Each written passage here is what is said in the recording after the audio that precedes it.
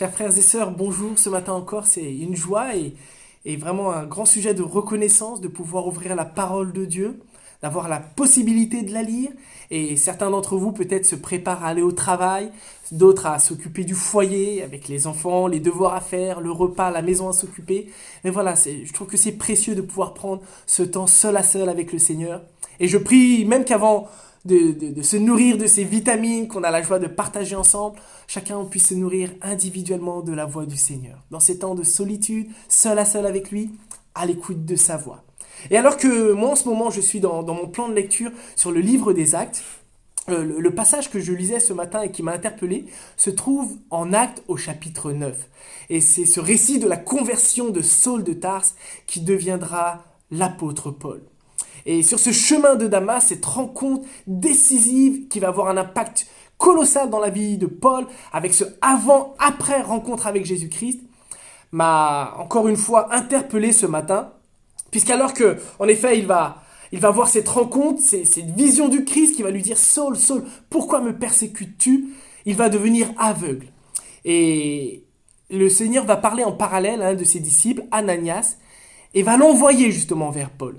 Ananias, avec cette réputation de Saul qui le précédait, c'est cet homme qui cherchait à persécuter les chrétiens, qui les envoyait en prison, qui avait été l'un des témoins, qui avait autorisé la lapidation d'Étienne. C'est vers cet homme qu'Ananias était envoyé. Et donc Ananias est un petit peu sur la retenue, et cela peut être compréhensif. Et voici ce que l'on lit au verset 15 à 16, alors que le Seigneur va parler à Ananias. Mais le Seigneur lui dit, va, car j'ai choisi cet homme pour me servir. Il fera connaître qui je suis aux nations étrangères et à leurs rois, ainsi qu'aux Israélites. Je lui montrerai moi-même tout ce qu'il devra souffrir pour moi. Et alors que je relisais ces deux versets m'ont vraiment interpellé, puisque l'on voit que dès le départ, le Seigneur va montrer à Paul tout ce qu'il devra souffrir pour lui, en tant que chrétien, en tant que disciple du Christ. Et lorsqu'on connaît la vie de Paul, on réalise que cela implique les lapidations, toutes ces tentatives de meurtre, les naufrages, les nombreux jeûnes, les souffrances, la solitude, la faim, le froid, tout ce que Paul lui-même va endurer durant tout son ministère, les emprisonnements, les flagellations et tant d'autres choses.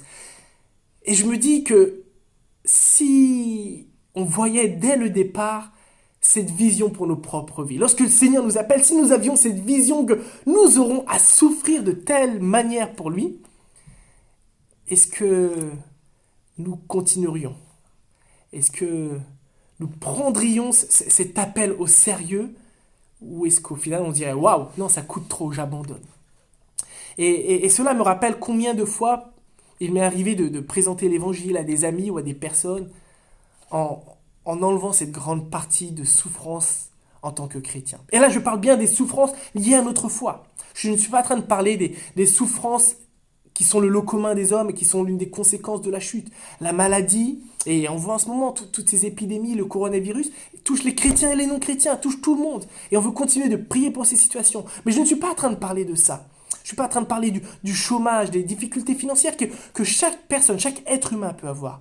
Mais je parle bien des souffrances liées au fait d'être chrétien, de proclamer l'évangile, de faire connaître qui Jésus est. Et là, on voit aux nations étrangères, à leurs rois, à toute personne, à nos amis, à nos voisins, aux membres de notre famille.